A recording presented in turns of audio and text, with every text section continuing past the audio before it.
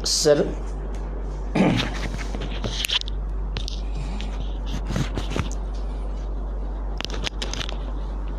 Assalamualaikum warahmatullahi wabarakatuh.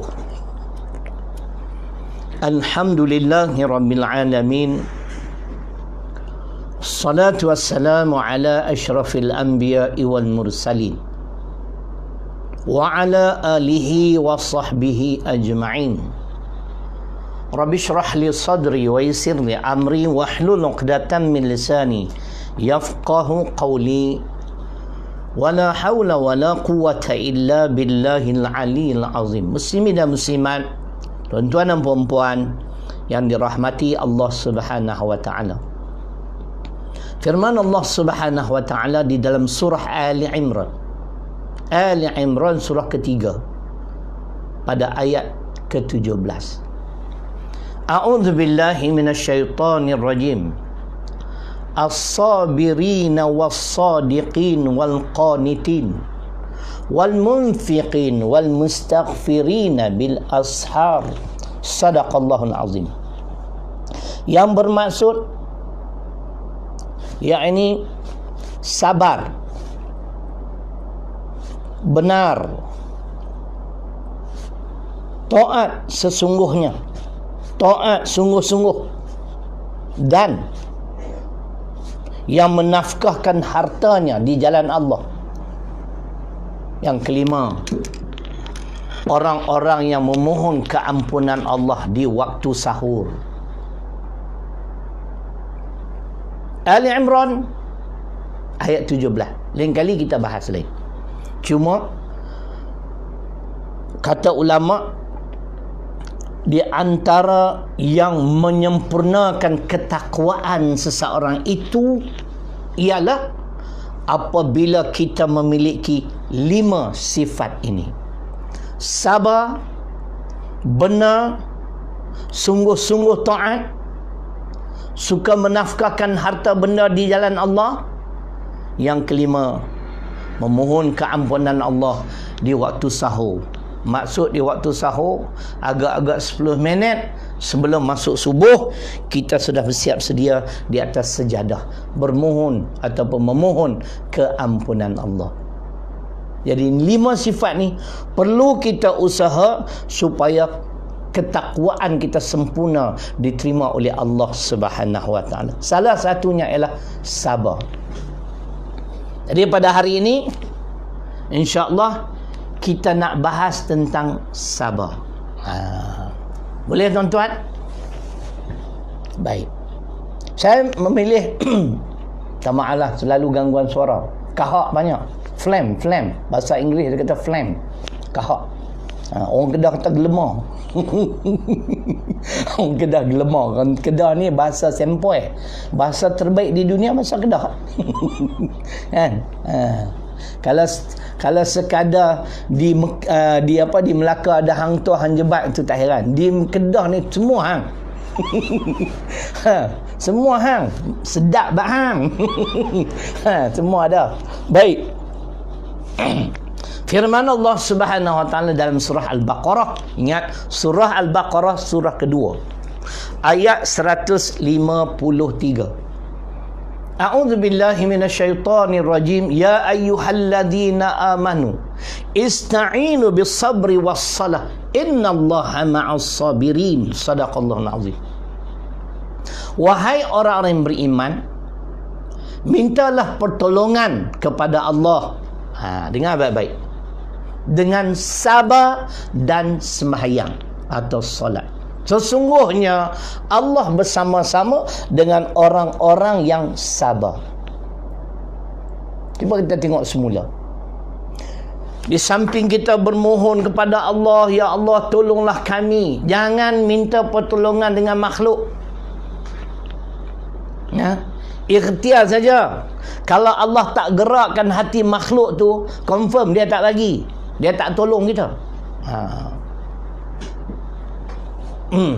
Nampak tak? Baik. Jadi minta pertolongan pada Allah. Betul lah, kita nak berhutang duit orang, nak buat pinjaman, kita pergi jumpa dia. Tapi kalau Allah tak gerakkan hati dia, kita tak dapat bantuan. Justru minta kepada Allah, ikhtiar kena ada. Sebab tu kalau orang dah membantu kita, appreciate lah sikit, hargailah sikit, ucap terima kasih kat dia, menanda syukur kepada Allah. Sebab tu kalau kita tidak berterima kasih kepada makhluk yang memberi pertolongan pada kita, bermakna kita kufur terhadap Allah. Boleh faham? Hadis tu hadis Tirmizi. Baik, kembali kepada sabar. Allah mengarahkan kita supaya memohon pertolongan Allah dengan sabar dan semayang. Sesungguhnya Allah bersama-sama dengan orang-orang yang sabar. Kata ulama, bukan kata saya, kata ulama. Dan sebahagian ini adalah pandangan almarhum Syekh Wahbah Zuhaili, seorang ulama besar di negara Syria yang telah meninggal beberapa tahun dulu. Beliau terkenal dengan kitab tafsir beliau, Masya Allah, Tafsir Munir kalau tak salah saya. Baik. Beliau menyatakan sabar ni, ataupun manusia ni perlu bersabar dalam beberapa perkara. Apakah perkara-perkara tersebut? Sebab sabar ni satu perkataan yang mudah disebut tapi nak amal susah. Dalam bahasa Inggeris easier said than done. Mudah disebut ungkapannya, tetapi untuk mengamalkannya sulit. Easier said than done. Baik. Di antaranya kita perlu bersabar, kata beliau, dalam kita beribadah dan mentaati perintah Allah. Kita nak beribadah pada Allah, kita nak mentaati perintah Allah, perlu kepada kesabaran. Kalau ibadah, kita buat contoh solat. InsyaAllah tahun ni semua suami-suami kena jadi imam solat tarawih.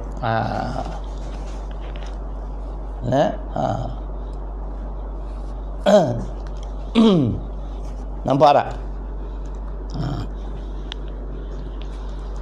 Bacalah mana-mana surah. Tapi yang saya nak sebut, ada yang buat 8 rakaat, ada yang buat 20.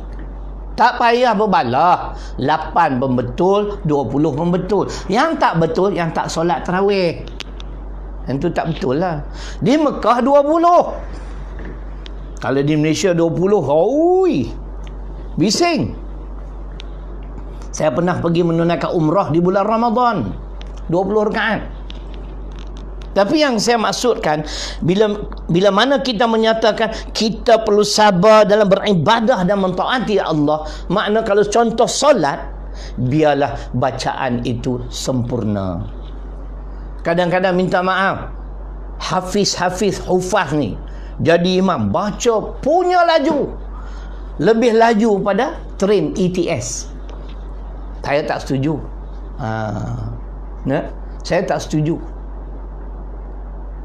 Tu cerita dia. Baca cermat-cermat. Ada beberapa imam yang saya ikuti Ramadan, Masya Allah. Salah seorangnya di sebut bila sikit, Masjid Padang Serai. Saya tak pasti dia ustaz ataupun cikgu, tapi saya ingat dia ustaz. Masya Allah bacaan. Kalau bacaan macam tu, jangan kata 8 rakaat, 20 pun okey. Tertib. Kena sabar. Kita nak ke mana? Yang kelang kabut sangat. Solat sendiri kena sabar. Allahu Akbar.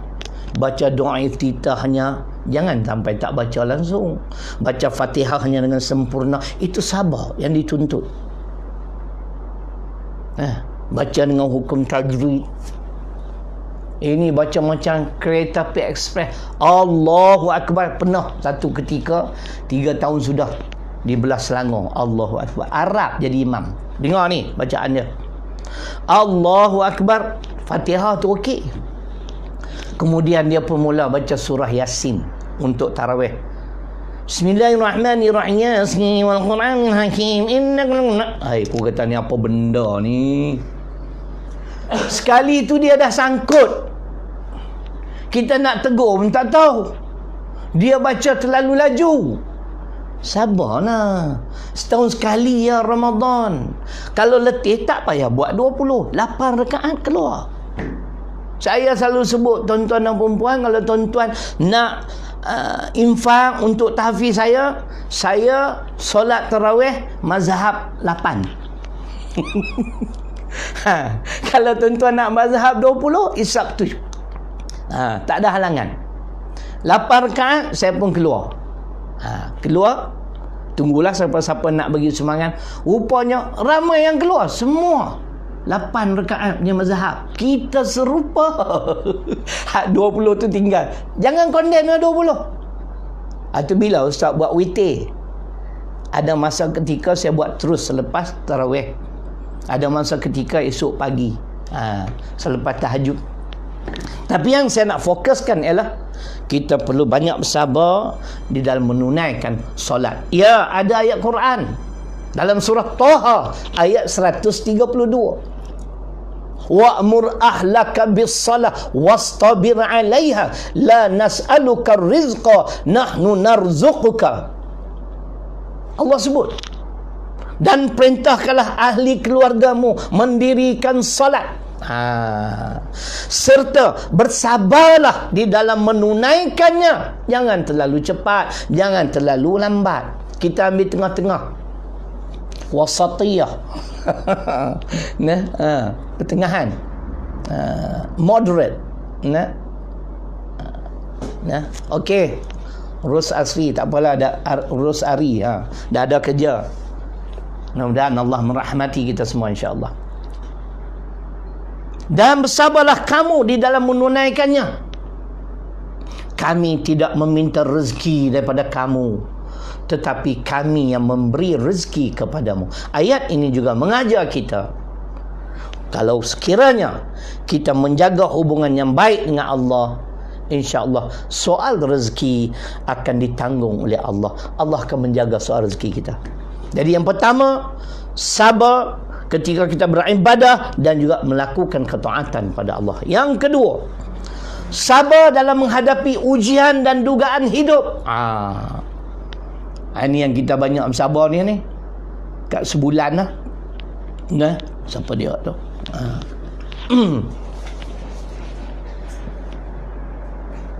Sabar dalam berhadapan dengan ujian kehidupan.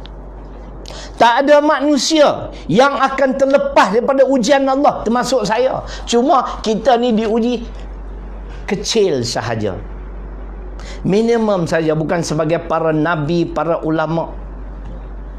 Kan?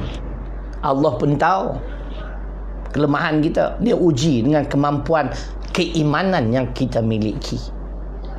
Ahasiban nas ay yutraku ay yaqulu amanna wa hum la yuftanun walaqad fatanna alladhina min qablihim fala ya'lamanna Allahu alladhina sadaqu wa la ya'lamanna al-kadhibin.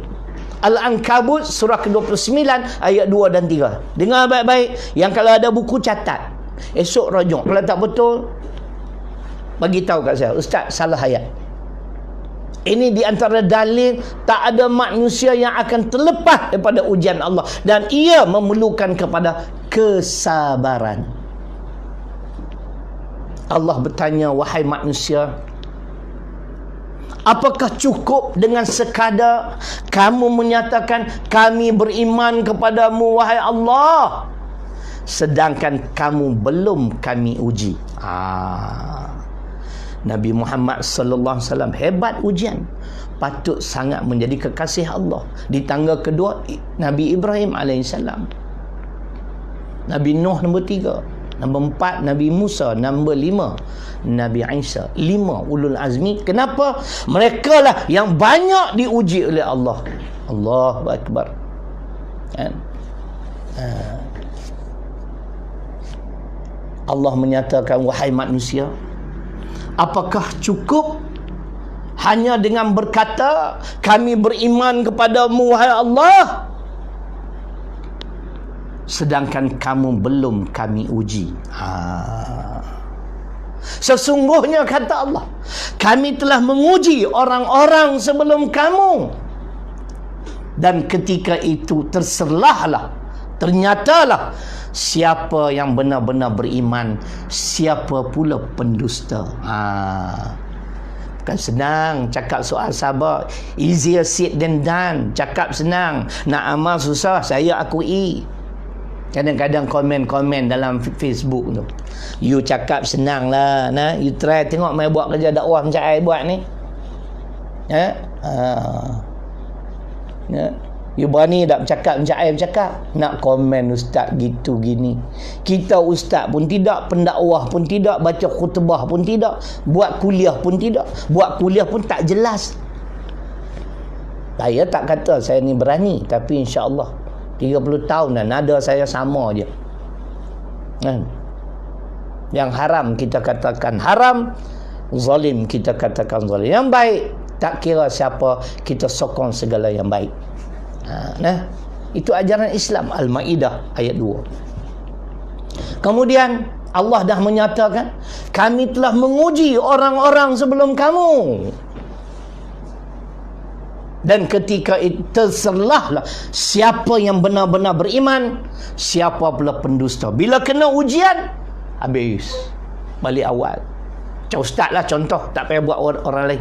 Tahu-tahu esok takdir lah, Bukit Aman datang turun kat Sungai Petani, tangkap saya, di penjara, dikurung 1 tahun kerana menghentam kerajaan, contoh. Selepas tahun keluar cerai, cakap pun tak macam dulu dah. Khutbah Jumaat pun dah tukar tajuk. Kalau dulu takwa hudud, sekarang jagalah sungai kita. Lepas tu demam denggi, jam. Tu dah kena uji lah tu. Dulu semangat sangat. Jadi orang-orang yang belum buat kerja macam kami ni, please keep your mouth shut. Don't comment lah. Tak payah komen lah. You tak buat kerja macam kami. This is a very high risk, risiko tinggi ni. Daripada zaman dulu sampai sekarang nada saya sama, tapi Allah belum uji saya. Sebab tu saya pun tak berani mendabik dada. Saya manusia yang berani, yang hebat. Kita berdoa kepada Allah, sekiranya kau uji aku ya Allah, kurniakanlah kepadaku kesabaran. Baik, ayat tadi Al-Ankabut ayat 2 dan 3 jelas. Tak ada manusia yang akan terlepas daripada ujian Allah. Baik, di antara ujian Allah, dengar baik-baik, Al-Baqarah ayat 155. Saya lebih suka kalau penonton yang tengok live ni buka Quran. Saya akan sebut nama surah keberapa dan ayat. Jadi tuan-tuan dan puan-puan boleh juga belajar bacaan Quran. Kalau bacaan saya tak betul, tolong perbetul lain kali insya-Allah. Buat komen, ustaz salah baca, tak ada masalah. I'm open-minded, Kita not perfect. I'm not perfect. Human beings, mana ada perfect? Yang perfect ialah Allah Subhanahu Wa Taala. Segala sifat kesempurnaan adalah milik Allah, bukan kita. Baik. Firman Allah Al-Baqarah 155. Allah Subhanahu Wa Taala berfirman, وَلَنَبْلُوَنَّكُمْ بِشَيْءٍ مِّنَ الْخَوْفِ وَالْجُوعِ وَنَقْصٍ مِّنَ الْأَمْوَالِ وَالْأَنفُسِ وَالثَّمَرَاتِ وَبَشِّرِ الصَّابِرِينَ. Ini dalil. Kita pasti akan melalui salah satu daripada 5 ujian ini, yang bermaksud, dan kami akan menguji manusia itu, kata Allah Subhanahu Wa Taala, dengan sesuatu yang pertamanya dengan daripada ketakutan. Macam hari ini kita sedang diuji, ketakutan. Kerajaan mengarahkan jangan keluar rumah, bimbang nanti berjangkit dan sebagainya. Ada lagi nak condemn. Hak condemn ni Hak duduk kutuk kerajaan yang ada ni sehingga tak nak bagi solat Jumaat. Dia kata tu kamu semua ni tak asuk dengan ulama kamu. Saya kadang-kadang nanti kita cakap kasar, orang kata saya ni tak beradab pula. Kita dah sebut nama dia apa tadi, apa? Ada seorang yang kuat. Kita nak sebut bukan, ada seorang lagi. Hak dok condemn. Dia kata dah berapa minggu tak solat Jumaat. Bukan nak jadi munafik, tak payah bimbangnya. Sebab ulama dah keluar fatwa, tak boleh. Wala tulqu biaidikum ila tahluka. Nak letak ayat mana ni, Syekh? Al-Baqarah 195. Dan janganlah kamu mencampakkan diri kamu di dalam kebinasaan. Dah tahu dah wabak COVID ini bahaya. Apa pandemik apa? Dia arahkan jangan keluar waktu-waktu tertentu. Tak apalah, yang tak boleh solat. Allah, warak sangat. 5 minggu dah tak solat Jumaat. Awak pergi solat Jumaat, buat awak tidur. Kalau dengar khutbah saya tidur, confirm senoi. Khutbah dengan penuh semangat, suara lantang, hujah Quran. Kalau tidur, tak payah warak lah. Jangan duk hina ulama. Awak tu bukan ulama. Nanti kau sebut nama sat lagi, baru balik awal lagi. Kan? Ini Allah uji dengan ketakutan. Hari ni cuba bayangkan, bank pun tutup. Sebab apa? Takut jangkit. Staff bank pun kalau ada 50 orang dalam satu cawangan, sekarang yang bekerja berperingkat-peringkat. Macam shift lah. Hanya 3-4 orang yang kerja. Tu Allah uji dengan ketakutan. Hidup dalam ketakutan. Pergi lama-lama, balik kena cuci tangan. Cucilah tangan untuk kebaikan kita. Allah uji. Begitu juga Allah akan uji wal-ju', kelaparan. Roti Gardenia tak ada dah. Sold out. Sampai buat lagu pula. Buat lagu Roti Gardenia, dikaitkan dengan coronavirus ni. Kelaparan. Ya, saya bersimpati dengan mereka yang bila kerja baru ada gaji. Ada kerja, ada gaji. Tak ada kerja, tak ada gaji. Cuba bayangkan, tengok. Dah sebulan lebih. Bukankah ini kebenaran Quran? Jadi jangan layan buruk lah dengan Quran. Kalau saya kemukakan dalil tadi, jangan keluar rumah, perintah kerajaan, ulama dah berbincang, membahayakan diri kita, membahayakan diri orang, tak disuruh oleh Islam. Jangan mencampakkan diri kita di dalam kebinasaan. Dah tahu bahaya. Kalaulah katalah sahabat yang merungut tu 5 minggu dah tak pergi solat Jumaat. Saya nak tanya dia, kalau takdir lah, duduk tengah dengan khutbah Jumaat, tiba-tiba masjid terbakar. Awak nak stay put, nak duduk atau nak belah?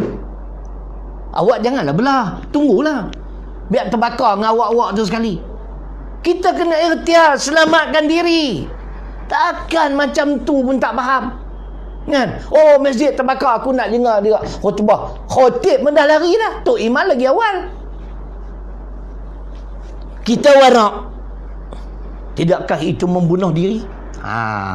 Allah sebut Al-Baqarah 195. Macamlah yang naik motosikal angkat tayar tu. Itu kalau mati, rosak akidah. Islam tak ajar macam tu. Jadi tak payah condemn lah. You are not a religious scholar, please lah. You are just a layman, bukan ustaz pun. Sombong, kan? Baik. Allah uji dengan kelaparan. Yang ketiga, Allah uji dengan kekurangan harta benda.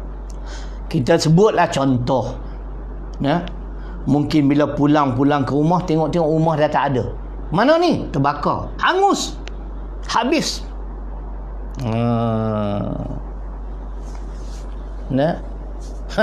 Dah bahaya, jangan duk terbiang, keluar betul.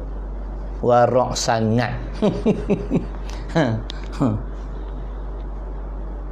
Kekurangan harta benda.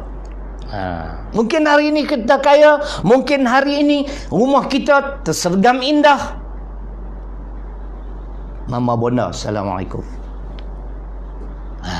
Tiba-tiba satu hari hilang segala-galanya. Ini ujian yang perlu kepada kesabaran. Nak ringkas je. Tak mau lama-lama ni, korangan 35-40 minit. Lama-lama dia kata boring.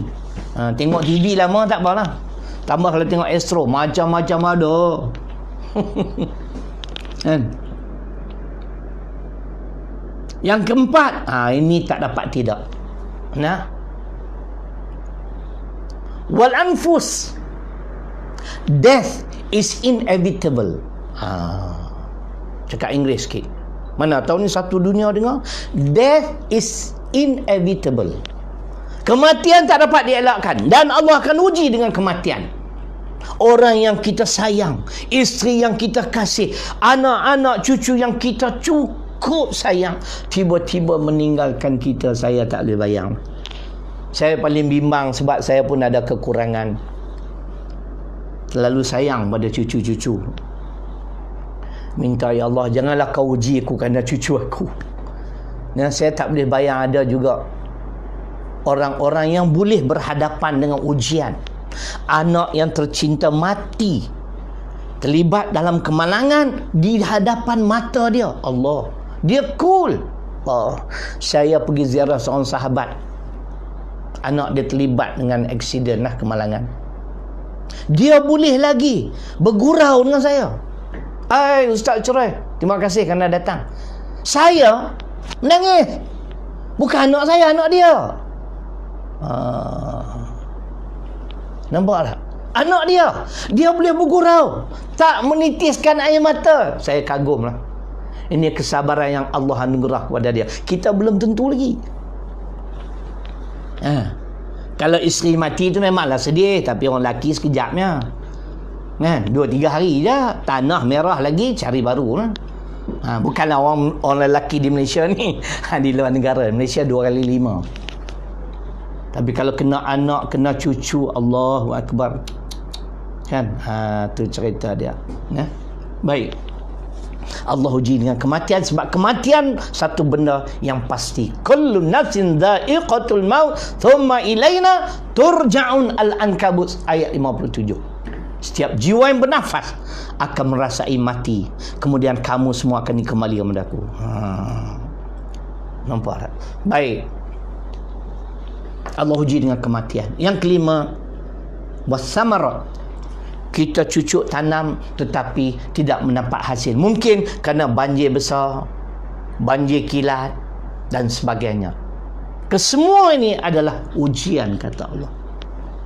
Wa basyiris sabirin, dan beritahulah pada orang-orang yang sabar ketika diuji, di antaranya 5 perkara ini. Sabar dalam kita berhadapan dengan ujian. Kalau contoh yang terbaiklah ketika tukang sihir Firaun, apabila mereka melihat ular mereka ditelan oleh ular Nabi Musa AS, mereka terus beriman kepada Allah, Tuhan Musa dan Harun. Bila Firaun dengar, kamu dah beriman kepada Tuhan Musa dan Harun, kamu tidak meminta izinku dulu, mangkuk sungguh. Tu bahasa Firaun lah. Mangkuk punya manusia. Kalau kamu beriman kepada Tuhan Musa dan Harun, dengar baik-baik, ini doa. Aku akan potong tangan dan kaki kamu berselang. Firaun teruk-teruk dia pun nak laksana hudud tu. Potong tangan kanan, kerat kaki kiri. Tu cerita dia. Itu hudud lah tu. Lantas, dengar tuan-tuan dan perempuan, muslimin dan muslimat, doa ni sayugianya, sebaiknya amalkanlah sekali-sekali. Inilah doa tukang sihir Firaun dalam surah Al-A'raf, surah ke-7, di pertengahan ayat 126. Pendek saja, ringkas saja. Rabbana afriq alaina sabra wa tawaffana muslimin. Tu dia. Ya Allah, ya Tuhan kami. Ya. Kata siapa? Kata tukang sihir Firaun. Ya Allah, ya Tuhan kami, limpahkanlah kepada kami kesabaran. Dan matikanlah kami mati dalam Islam, mentaati, beriman dan beramal dengan perintahmu. Allahu Akbar. Kalau kita setiap hari kita berdoa berulang-ulang kali, ya Allah, limpahkanlah kepadaku kesabaran di dalam ataupun ketika aku diuji oleh Engkau, dan matikanlah aku dalam Islam.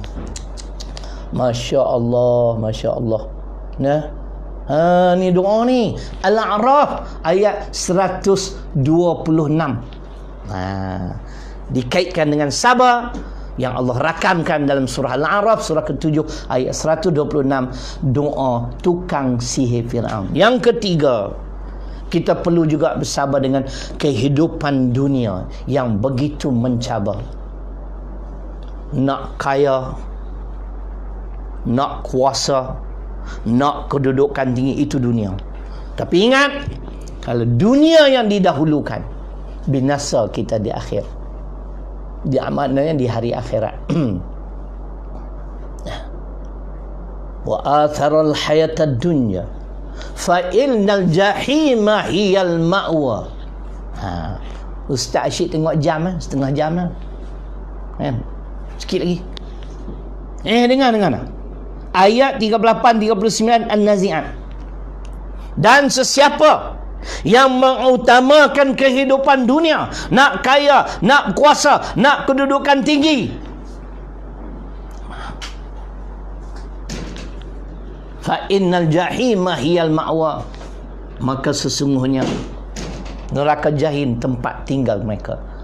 Yang dunia, akhirat tak tengok langsung. Kita ada sebut salah satu, what's the purpose of our life?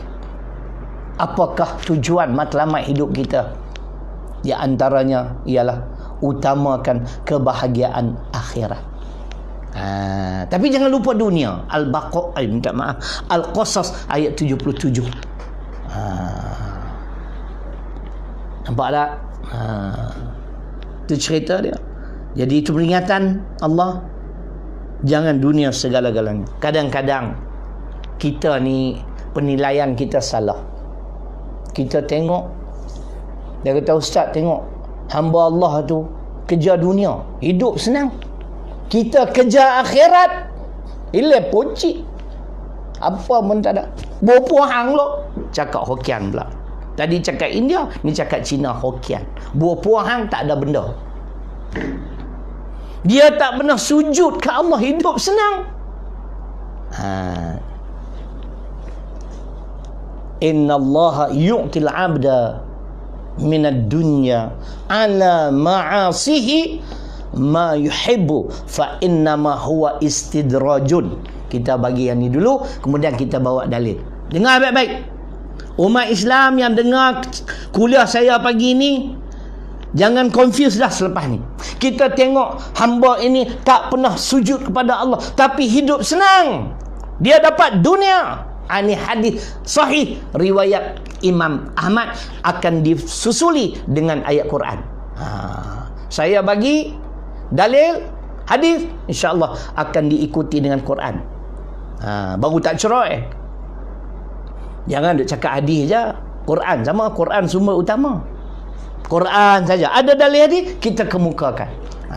Tak payah duk condemn orang. Nah, ceritanya Nabi bersabda, hadis riwayat Imam Ahmad. Sesungguhnya Allah Subhanahu wa taala, dengar baik-baik, ada tidur. Baru setengah jam dah tidur. Makan tak habis lagi, cerai. Sesungguhnya Allah Subhanahu wa taala menganugerahkan kepada hambanya sebahagian dunia sedangkan hambanya itu adalah hamba yang derhaka, yang tidak pernah tunduk kepada perintahnya, maka sesungguhnya itulah yang dikatakan pemberian istidraj.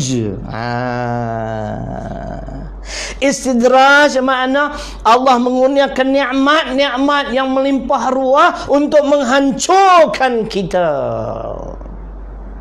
Sebab tu Allah suruh kita banyak sabar dengan dunia. Nak kaya boleh, go right ahead, tapi janganlah melalui sumber haram. Tipu, buat zalim kat orang kerana nak projek, tak betul. Kita potong trip orang, tak boleh.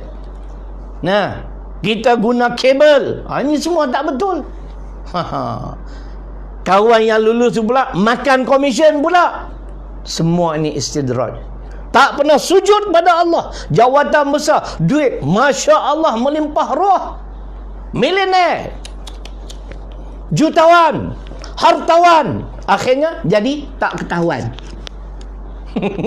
Tak ada orang ketawa pun cerai.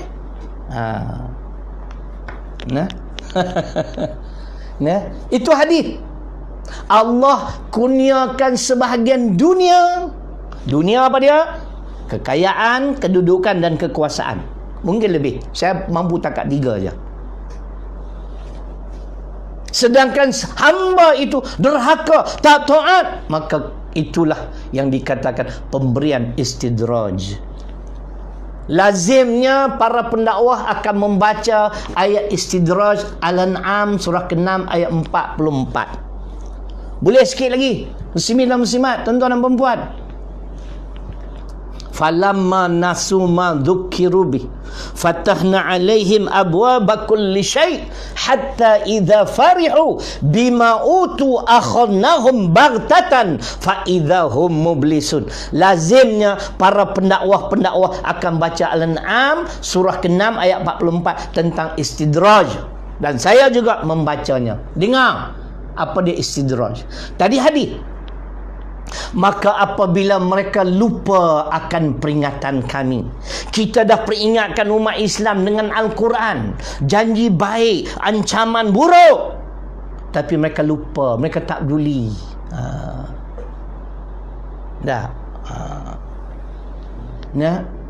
Mereka tak peduli peringatan Allah, peringatan para ulama, para ustaz-ustaz pendakwah.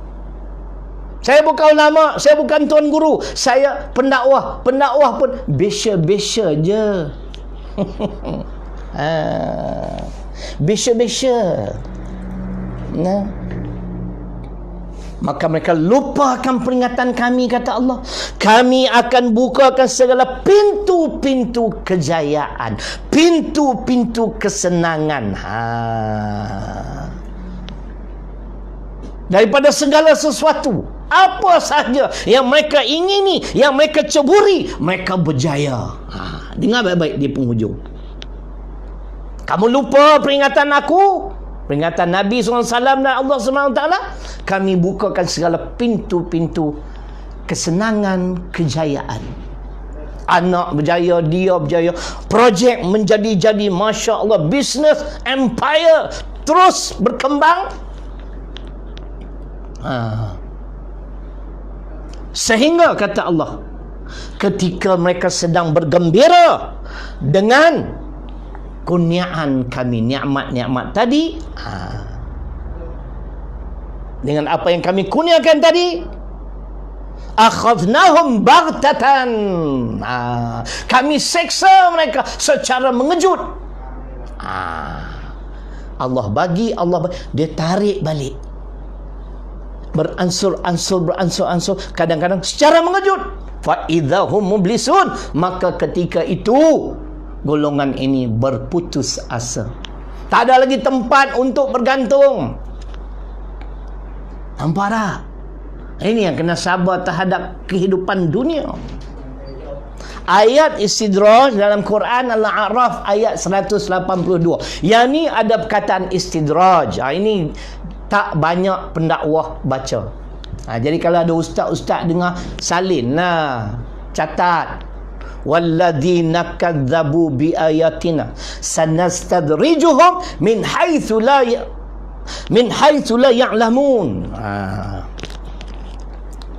Walladzina kadzabu biayatina sanastadrijuhum min haitsu la ya'lamun. Surah Al-A'raf, surah ke-7 ayat 182.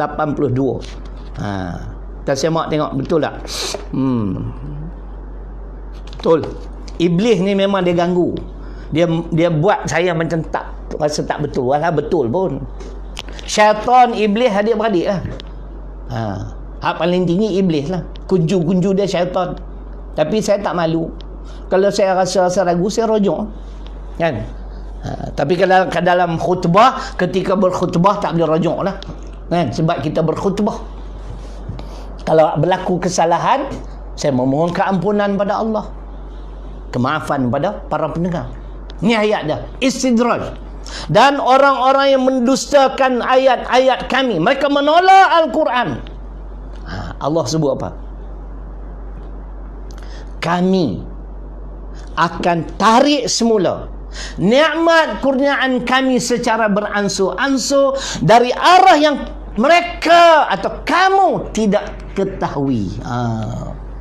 Sedar-sedar, my business empire collapse. Habis, runtuh, run up. Macam mana boleh jadi macam ni? Itu dia. Business empire overseas collapse, runtuh. Semua runtuh. Cek balik. Allah bagi macam-macam, anak berjaya semua, tapi dia ni adalah golongan yang Allah anugerah, istidraj. Jadi kena bersabar banyak-banyak terhadap dunia, kehidupan dunia. Yang keempat ialah terhadap maksiat. Apa maksud kita perlu bersabar terhadap maksiat? Maksiat wajib dibenteras. Maksiat wajib dibenteras. Don't give up, never give up. Terus berdakwah. Siapa yang ada kemampuan berdakwah pada golongan LGBT, go right ahead. Saya mungkin tak ada kemampuan. Saya tengok di antaranya Ustaz Abid Liu. Dia boleh pergi dekat LGBT, sembang-sembang. Itu anugerah Allah pada dia, kelebihan. Teruskan, galakkan dia buat kerja-kerja sedemikian. Yang boleh pergi ke rumah, ketuk pintu, tabligh. Dah pula dia kata tabligh punya hal lah, coronavirus. Bukan tabligh lah, ini kita punya salah lah. Semua manusia biadab, tidak taat pada Allah. Allah sebut dalam Quran, jangan salahkan tabligh. Kan? Tengok janggut panjang sikit, hacim bersin. You tabligh lah? Dah, saya Wuhan. Penyakit tu bermula di Wuhan lah. Kan? Jangan salahkan sesiapa, salah diri sendiri. Umat manusia biadab terhadap Allah. Umat manusia membiarkan maksiat berleluasa. Ya, tengok di Italy, program apa? Program golongan gay bermaksiat secara terang-terang, openly. Kita pakat tengok, tak tegur, tak bantah. Kita perlu banyak bersabar terhadap maksiat. Kalau kita biar maksiat berterusan, kita tidak cegah, kita tidak tegah. Lu'inal ladzina kafaru min bani Israel ala lisani Dawud wa Isa bin Maryam dzalika bima asaw wa kanu ya'tadun kanu la yatanahawna 'an munkarin fa'alu la bi'sa ma kanu yaf'alun. Saya menyatakan inilah di antara ayat yang menyatakan punca manusia ditimpa musibah kerana manusia tidak mencegah kemungkaran. Al-Maidah ayat 78-79. Saya ingin sarankan pada pihak kerajaan Perikatan Nasional, kita buatlah satu undang-undang baru, yakni tak perlu ada autoriti untuk mencegah kemungkaran. Kemungkaran wajib dicegah. Ini tanggungjawab kita bersama. Mana dalil? Ni saya bawa kitab Pimpinan Ar-Rahman. Kalau nak condemn lagi, who are you, man? Saya rujuk kitab. Sebab itu tuan-tuan, hari ni saya ni ustaz, tuan-tuan orang baik, kita semua orang baik, tapi ada seorang dua yang buat kerja tak baik, kita tidak cegah. Ustaz pun duduk diam, dalam khutbah pun tak berani nak sebut kemungkaran, kezaliman yang dilakukan oleh pihak pemerintah. Akhirnya bila bala menimpa ke semua manusia yang kena, yang soleh, yang arif, yang baik, yang jahat, semua kena. Wattaqu fitnatan la tusibanna alladhina zalamu minkum khassah wa'lamu anna Allah syadidul iqab.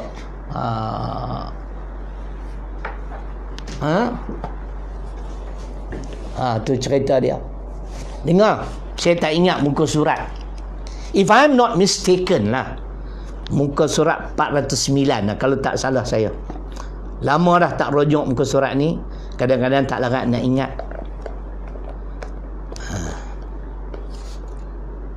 Ayat wattaqu fitnatan la tusibanna alladhina zalamu.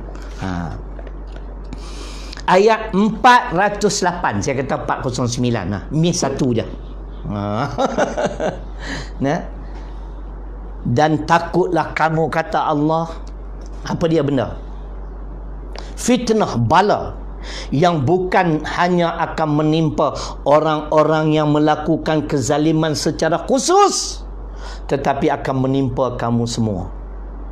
Dan ketahuilah azabku amat pedih. Hari ini kita sedang merasakannya. Sebab tu saya minta pihak kerajaan buat sesuatu supaya kita menjadi sebuah masyarakat, baik Islam bukan Islam, kita saling bantu-membantu dan membenterah segala bentuk kemungkaran. Dengar.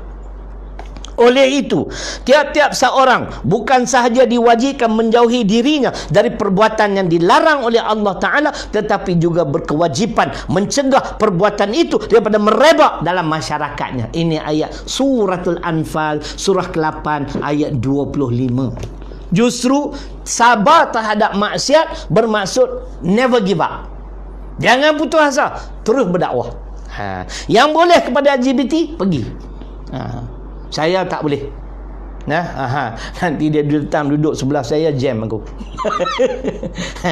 Ustaz, jam. Aku pun, iya, aku pun dia lembut pula, jam. Kan? Contoh nak bagi hilangan tu. Itu yang keempat, sabar terhadap maksiat. Maksiat. Wallazi nafsi biyadihi la ta'murunna bil ma'ruf wa la tanhawunna 'an munkar aw la yushrikanna Allah an yab'atha 'alaikum iqaban minhu thumma tad'unahu fala yustajabu lakum. Hadis hasan riwayat Imam Tirmizi dan kitab Riyadhus Shalihin karangan Imam Nawawi rahimahullah. Bila kita tidak menyuruh, bila kita tidak menyanggah, membenteras kemungkaran, Nabi kata yakinlah, bila kamu ditimpa musibah, kamu berdoa, ya Allah, macam hari ni sebulan lebih dah ni, ya Allah, hindarilah kami daripada wabak Covid. Kenapa tak makbul? Ulama berdoa. Saya bimbangi. Itu hadis Tirmizi menjawab. Sebab apa? Kamu hanya berani menyuruh kepada yang baik, yang ma'ruf, tapi kamu dayus takut nak mencegah kemungkaran. Akhirnya bila berdoa kamu ketika itu tidak dimustajabkan lagi. Kerajaan, you have to do something, change the system. Bagi peluang masyarakat boleh bertindak. Ni kena ada kad kuasa. Tak ada kad kuasa tak boleh. This is very very much wrong. Sebab amar ma'ruf dan nahi mungkar adalah tanggungjawab kita bersama. Akhir sekali, yang kelima, sabar dalam perjuangan. Mungkin tak sempat nak urai, dah 50 minit, boring lah. Boring lah dia kata. Sabar dan perjuangan mungkin saya akan elaborate lebih panjang insya-Allah. Mungkin tajuknya Islam dan perjuangan di mana kita. Tapi saya nak sebut juga di antaranya, ketika Nabi Daud alaihissalam belum jadi nabi lagi. Dia di antara tentera, orang muda yang dalam perjalanan untuk berperang menentang yang jahat tu, nama apa? Taulut ke Jalut, tak jahat tu, tak ingat dah. Kan? Jalut ke Tolut? Salah satulah. Jalut kot yang jahat tu. Tolut kot. Baiklah tuan-tuan cari sendirilah. Tak apa dah cari. Ayat dia senang ya. Ayatnya 249 Al-Baqarah dan disambung 250. Kejap. Saya nak tengok nama dia tu.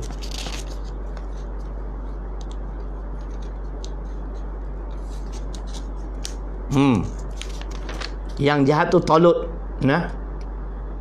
Betul. Yang jahat tu Tolut. Seorang yang hebat, memiliki tentera yang hebat. Dalam perjalanan, Tolut dah beritahu pada tenteranya, kalau ditakdirkan kamu bertemu dengan anak sungai, dengan air, jangan minum terlalu banyak. Nanti bila terlalu banyak, kamu keletihan, kamu tak mau lagi meneruskan perjuangan. Jalut beritahu. Di antaranya ialah Daud. Bila bertemu dengan anak sungai, mereka minum sepuas-puasnya. Masya Allah. Mereka menyalahi perintah pemimpin. Sebab tu jangan kita mendahului perintah pemimpin. Pemimpin yang beriman ni wajib kena taat. Bila kata jangan keluar rumah, jangan keluar rumah, jangan keluar malam, jangan pergi solat Jumaat. Warak sungguh nak solat Jumaat pula. Kan? Tu cerita dia. Ni bukan apa, nak condemn Perikatan Nasional. Yang ni pok-pok ni. Macamlah yang dulu tu baik sangat. Nyampah aku. Kan? Kita tak naklah sebut mereka ni. Tapi cukup lah. Enough is enough. Bagi peluang. Esok kalau tak suka, tukar. Tukar kepada apa? PRB 15. Tukar kepada Perikatan Nasional lah juga. Kan? Jadi bila dah minum air terlalu banyak, mereka jadi letih, malas untuk meneruskan perjalanan untuk menentang Tolut. Tak ramai yang pergi. Cuba bayang, nak menentang Tolut yang tenteranya hebat, well equipped, kelengkapan yang cukup sempurna, hebat. Di antaranya Daud. Dalam perjalanan itulah mereka bermohon kepada Allah. Ini doa. Dr. Qadri kata, ini doa peperangan. Jangan tunggu perang baru kita berdoa. Sekali-sekali, satu hari sekali bawa lah. Rabbana afriq alaina sabra wa thabbit aqdamana wansurna 'alal qaumil kafirin. Ya Allah, ya Tuhan kami, limpahkanlah kepada kami kesabaran dan teguhkanlah pendirian kami. Jangan jadi kami ni manusia yang begini-begini. Siapa perintah, sokong dia. Kau ni kalah, sokong dia. Itu munafik. Mudzabzabina baina dzalik, la ilaha ula wa la ilaha ula. An-Nisa 143. Itu panggil munafik, tak ada pendirian yang teguh. Teguhkanlah pendirian kami dan tolonglah kami, sebab kami dah tak ramai lagi dalam perjalanan untuk menentang Tolut. Dan tolonglah kami supaya kami mendapat kemenangan, dapat mengalahkan, maknanya tentera Tolut. Itu doa peperangan. Nampak dah tu.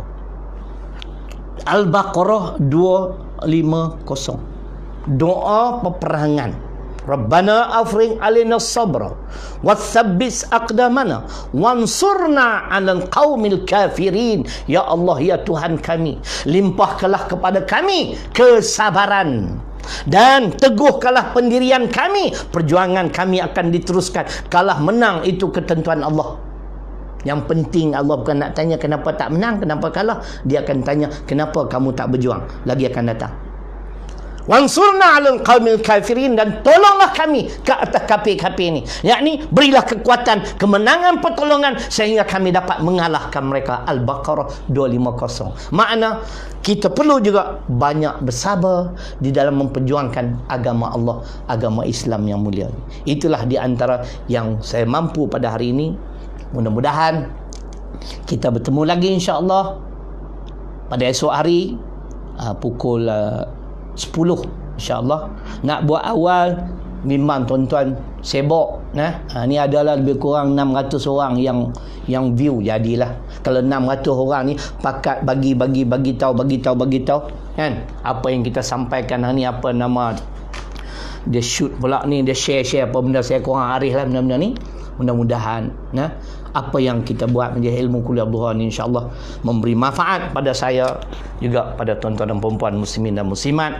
Sebagaimana biasa, jangan lupa kalau ingin memiliki buku ini, Kaedah Hafazan Quran yang saya belajar dan saya amal selama ni dengan izin Allah, insya-Allah ada di talian dan sebagainya, ada nama-nama tertentu. Dan jangan lupa juga insya-Allah you know what to do. Kalau sehari RM2 pun tak apa. Masuklah akaun Tafiz Mutmainah Maybank lah, senang. Kita senang nak monitor sikit. Maybank 552059703378 kan. Jadi mudah-mudahan ni bulan ni nak bayar gaji ni. Bulan 4 ni. Gaji kena bayar penuh juga. Staff ada 60 orang. Terima kasih. Ribuan kemaafan, terkasar bahasan sebagainya. Aqulu qawli hadha wa astaghfirullahal-ladzim li wa lakum. Assalamualaikum warahmatullahi wabarakatuh. Takbir, Allahu akbar, walillahil